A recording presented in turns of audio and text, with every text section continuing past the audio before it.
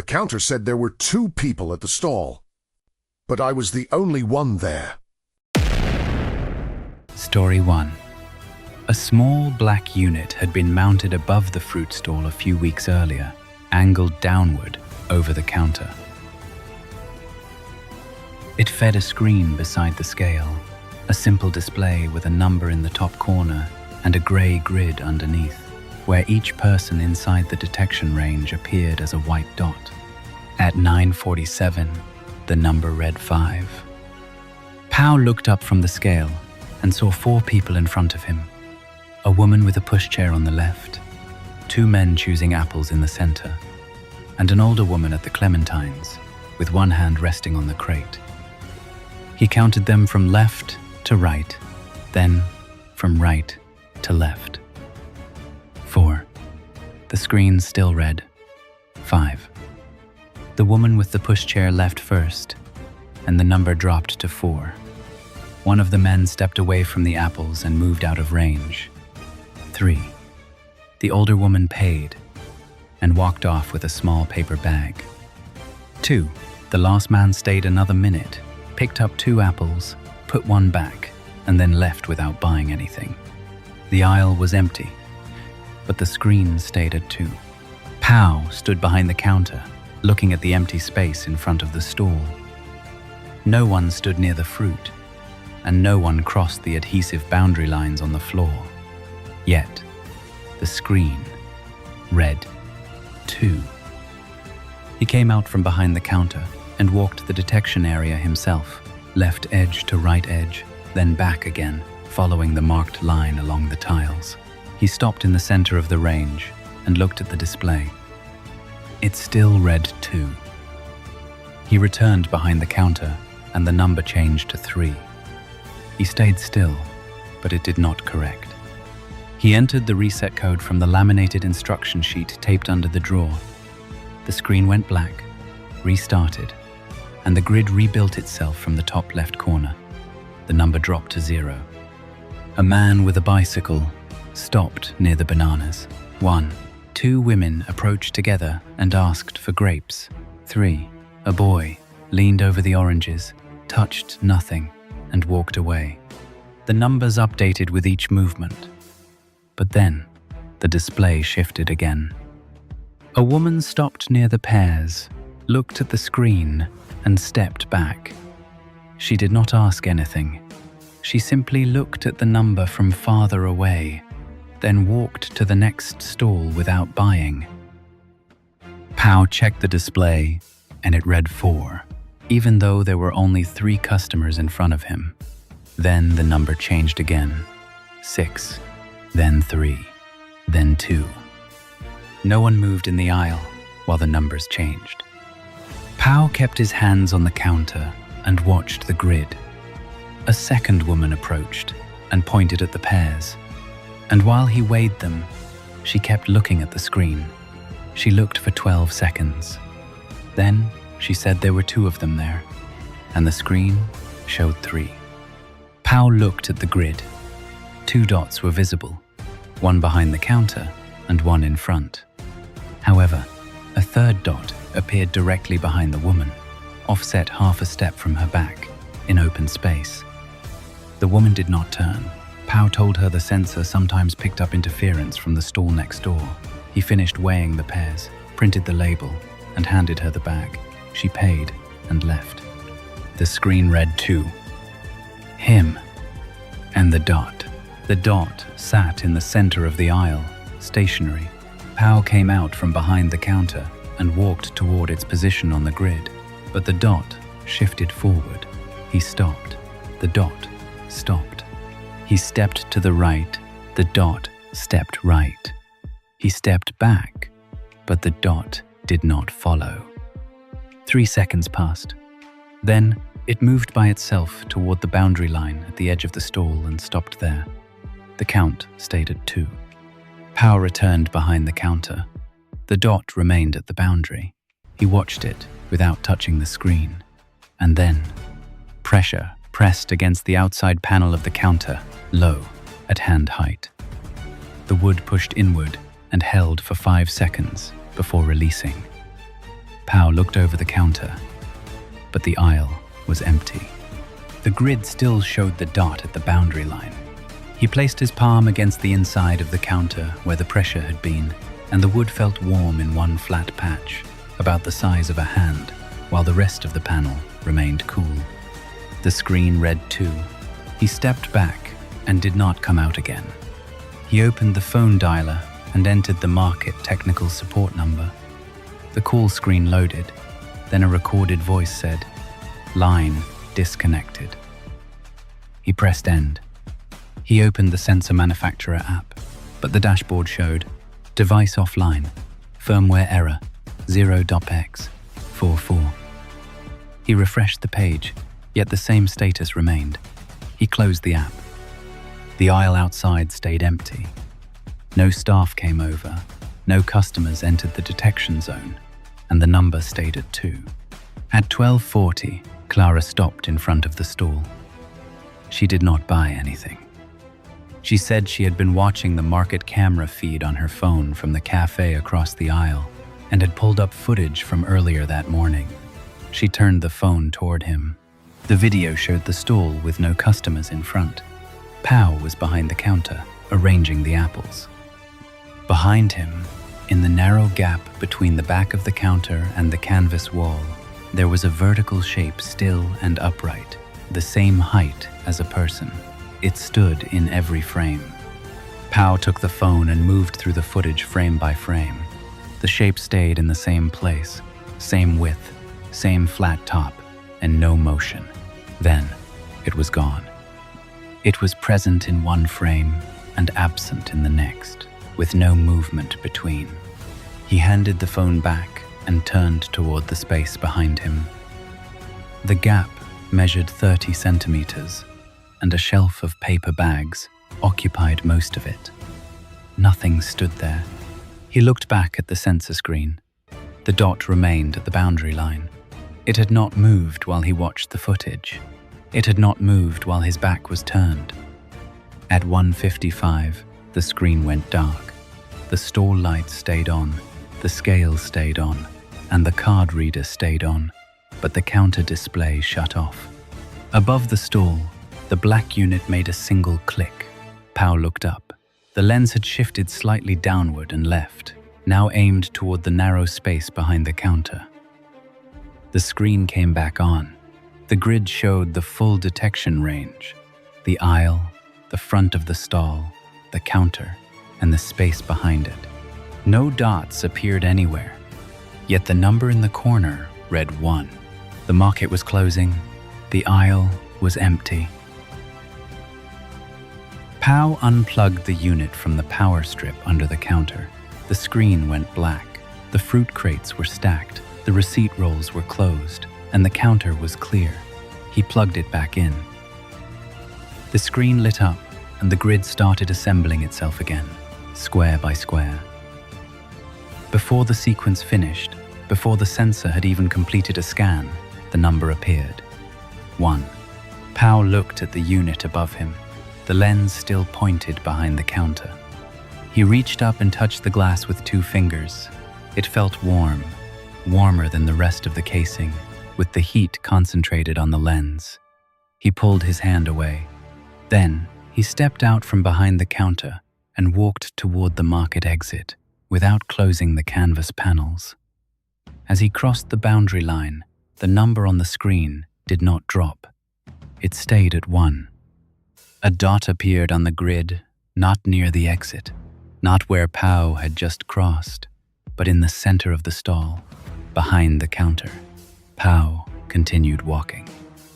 The screen remained visible from the aisle for a few seconds longer as the dot stayed still, and then a line of text appeared across the bottom of the display. Subject, inside range. Primary. Subject, lost. Exit, restricted. Sometimes we think technology fails, that it's just a software glitch. But what happens when that glitch starts following you home? What you're about to hear happened to a woman who trusted a simple scale and ended up discovering she wasn't alone in her own apartment. Story 2. The scale had only been installed a few days earlier, and you could still tell it didn't belong there yet. Everything about it looked too clean compared to the rest of the stall. A smooth white surface without scratches, a vertical display with red numbers that updated instantly, and a small printed label on the side that read, Precision Series, Calibrated, Certified. Dolores placed the fish on the plate, and at first, everything worked normally. The number appeared immediately and stayed steady, exactly what you would expect. Then, it changed. It wasn't a glitch or a flicker. It just shifted, as if something had been added without anything actually being there. She lifted the fish, and the display dropped to 0, which made sense. But when she lowered it again, slowly, watching closely, this time, the number appeared before the fish touched the surface and locked into place, higher than before. She stopped halfway, holding it suspended above the plate, and the display stayed at 0 until she lowered it again and saw the same thing happen. The number jumping early and settling before contact, like it had already decided what it was measuring. She tapped the side of the unit with her fingers, not hard, just enough to see if it would react, but it didn't. Without saying anything else, she wrapped the fish tightly in plastic, pressing the air out until it lay completely flat, sealed and smooth, with nothing hidden inside. The receipt printer started working automatically with a short, mechanical sound that felt louder than it should have. Mara picked up the receipt without thinking much about it, but when she glanced at the bottom, she stopped. Below the price, printed in the same small font, there was a single line that didn't belong there. Units detected on sensor 2. She looked back at the bag in her hands. One fish, nothing else. No movement, no extra shape, no distortion in the plastic.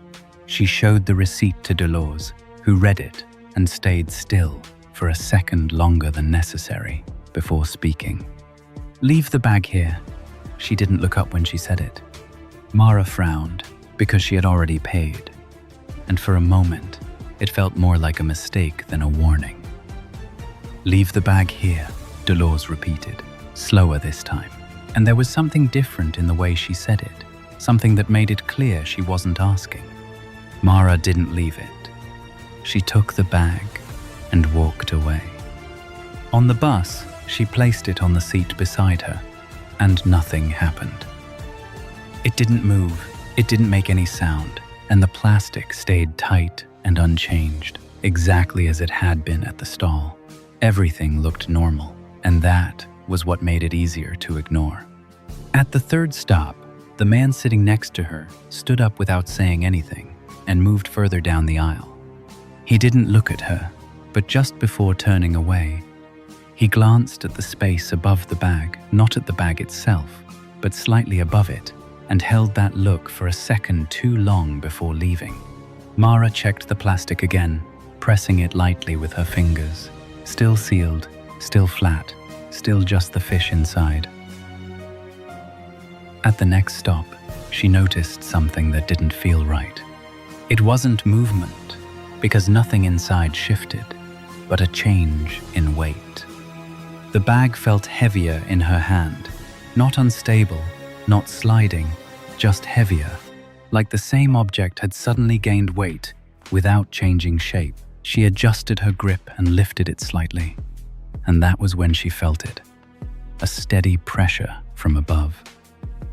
It wasn't pushing hard, but resting there, constant, like something was placed on top of the bag. She held it up, and the pressure stayed exactly the same. Her phone lit up without a sound, the screen turning white before the manufacturer logo from the scale appeared in the center, clean and still, as if it belonged there. It stayed for 2 seconds and then disappeared, leaving no notification behind and no trace of anything happening. When she reached her building, she stopped for a moment at the entrance, holding the bag in one hand and feeling that same weight, unchanged, consistent, and impossible to ignore now. Her phone rang. It was Dolores. "This has happened before," she said immediately, without greeting and without context. There was a pause before she continued. Both customers took it home. Another pause. One of them called back. Didn't say anything, just stayed on the line. She breathed in slowly before finishing. The other one never called. A neighbor said she left everything behind. Furniture, clothes, just gone. The silence that followed was heavier than the bag in Mara's hand. "Don't take it inside," Dolores said finally. Mara looked down at the bag again. It hadn't moved. It hadn't changed. She went in anyway. Inside the apartment, she placed it on the kitchen counter and stood there for a moment, waiting for something to happen. Nothing did. No movement, no sound, no change. She cut the plastic open and looked at the fish, turning it slightly to check if anything was hidden underneath or inside. There wasn't. It was exactly what it had always been. She threw the packaging into the bin and closed it, then went to sit on the sofa. The apartment felt quiet, but not in a normal way. It felt like the kind of silence where you start noticing things that weren't there before. 10 minutes passed before she heard it. It didn't come from the bin. It came from above. A slow, dragging sound moving across the ceiling, wet, heavy, and controlled, like something shifting its weight in a space that shouldn't have been occupied. She stood up, and the sound stopped immediately. She sat down again, and it returned, directly above her, as if it had never moved at all. She walked into the kitchen, and after a short delay, the sound followed, not instantly, not reacting, but adjusting and correcting its position until it was above her again. When she looked up, she saw a thin, darker line forming across the ceiling, faint at first, and then more visible, like moisture spreading slowly through the paint. Her phone vibrated, and this time a notification appeared. Market scale rescon complete. Units detected on sensor 2. Second, unit location above primary. She didn't move. The line deepened slightly, the paint pressing downward just enough to make it real, and a drop of water fell from it, landing exactly where the bag had been placed earlier. She stepped back, and the pressure shifted with her, not fast, not aggressive, but consistent, like it was correcting itself again. At midnight, the kitchen light turned off. Not a flicker, not a failure. The switch moved down slowly, on its own. The sound stopped. At 4 a.m, it came back, closer now, not above, but inside the walls, moving vertically in a slow, controlled way. She walked into the kitchen again and opened the cabinet under the sink. There was nothing inside, but the wall behind it told a different story.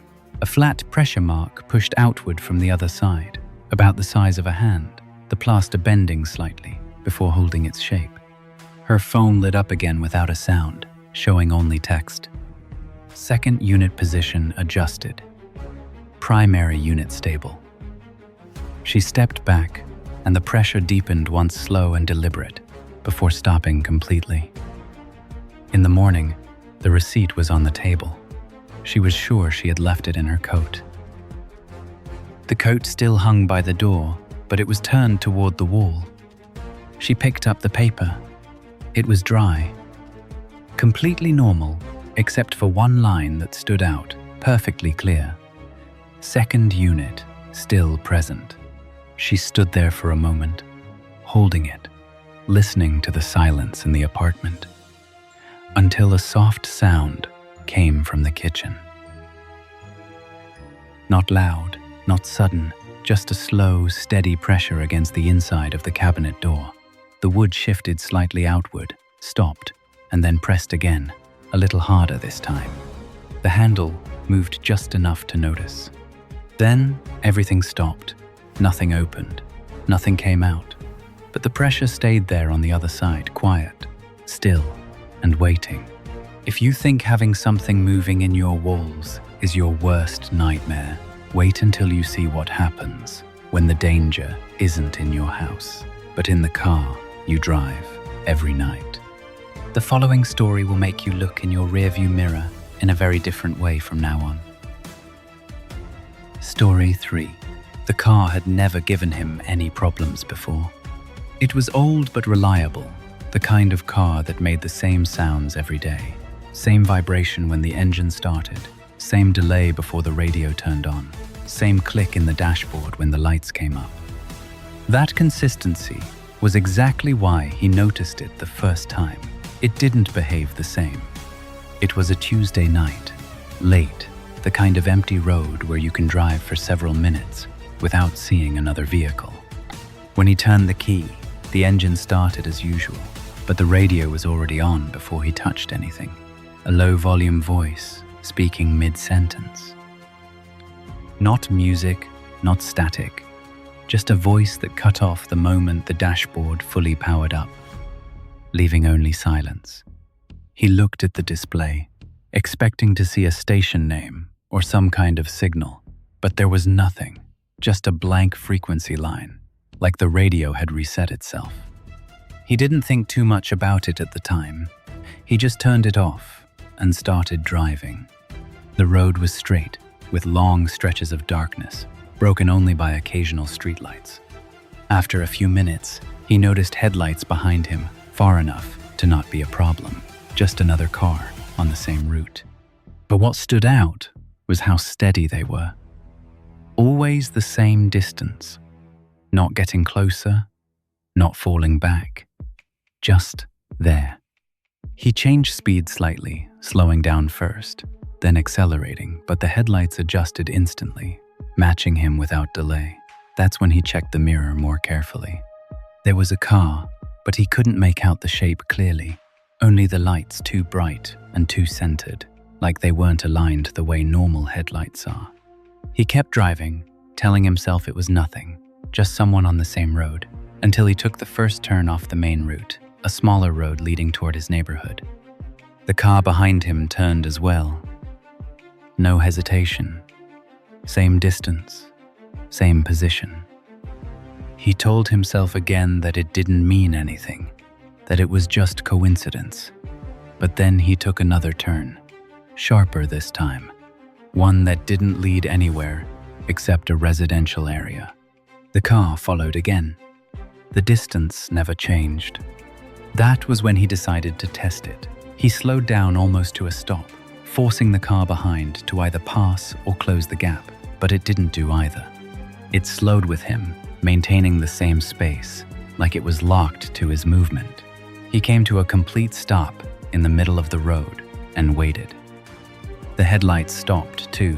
No horn, no movement, just light. He stayed there for several seconds before accelerating again, and the car resumed instantly still behind him, still matching every change without delay. When he reached his street, he hesitated before turning, but then did it anyway, and the car followed. The houses were dark, most people already inside, and as he pulled up in front of his building, the headlights behind him stopped at the entrance of the street, not coming closer, just staying there. He turned off the engine and sat in the car for a moment, watching the mirror, expecting the other vehicle to move, to leave, to do something that made sense. But it didn't. The lights stayed fixed. After a few seconds, they turned off completely. No engine sound, no movement, just darkness where the car had been. He got out slowly, keeping his eyes on that spot, but there was nothing there anymore. No outline, no reflection, no sound of a car driving away, just empty space. He told himself it had turned off and left without him noticing that he had been too focused on the lights and went inside. That should have been the end of it. It wasn't. The next morning, when he got into the car again, the radio turned on by itself. Same low volume, same voice mid-sentence. This time, he didn't turn it off immediately. He listened. It wasn't a station. It wasn't even a clear recording. It sounded like someone speaking from a distance, the words broken, cut, repeating in short fragments that didn't quite connect. But there was one thing that stood out, something repeated more clearly than the rest. Still behind. The phrase came through twice before the radio cut out again, returning to silence. He sat there for a moment longer than necessary, then turned the key again, even though the engine was already running, just to reset something, anything. When he did, the dashboard flickered for a fraction of a second, like a system reboot. The rest of the day was normal. Work, traffic, people. Nothing unusual, until that night, when he took the same road again, later than usual this time. After a few minutes, he checked the mirror without thinking about it. The headlights were there, same distance, same position. This time, he didn't test it. He didn't slow down, didn't change direction. He just kept driving straight, watching them in the mirror every few seconds, waiting for something to change. But nothing did. When he reached his street, the headlights stopped again at the entrance, just like before, and turned off after a few seconds. He parked, stayed in the car, and waited. Nothing. When he finally went inside, he didn't look back. The next morning, before leaving, he checked the car more carefully. Doors, tires, under the seats, the trunk. Everything was normal, nothing out of place, until he noticed the rearview mirror. It had been adjusted slightly lower than where he usually kept it. He hadn't touched it. He was sure of that. He sat in the driver's seat and adjusted it back, then froze for a second when he saw something that didn't match.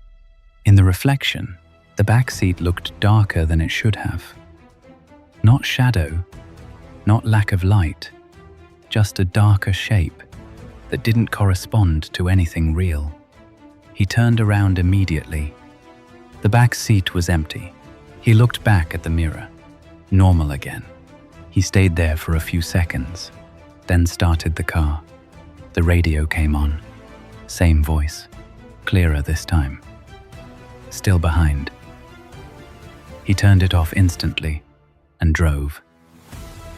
That night, when the headlights appeared again, he didn't look at them directly. He didn't check the distance. He didn't test anything. He just drove faster than usual, reached his building, parked, and got out without waiting. As he closed the door, the interior light of the car stayed on longer than normal, illuminating the inside for a few extra seconds.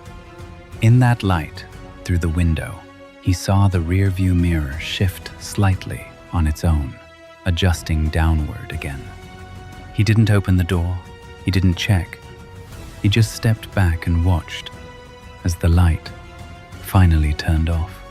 The next morning, the battery of the car was dead, completely drained. He had to open it manually, and when he sat inside, everything was off. No power, no display, no radio, nothing. He connected a portable charger and waited. After a few seconds, the system came back to life, the dashboard lighting up, and the radio turned on immediately. This time, there was no broken signal, no distortion, just a clear, flat voice. Now inside. He didn't move. The mirrors adjusted slightly on their own, both of them at the same time angling inward. The rearview mirror tilted down slowly. He didn't turn around. He didn't need to. In the reflection, there was something occupying the back seat, not fully visible, not a clear shape, just enough presence to block part of the view. The headlights appeared in the reflection again, even though the car wasn't moving, shining from behind and filling the mirror with light.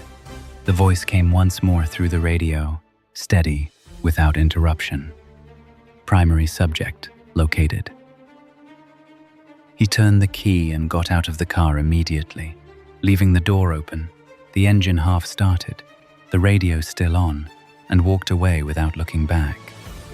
Behind him, Inside the car, the interior light flickered once, and the radio continued speaking. But now, it wasn't broken or distant. It sounded close. Very close. If you made it this far, you're already paying more attention than most, and that might be the only thing keeping you safe. Subscribe to Tales of the Darkness and stay alert, because the next story might not be a story at all.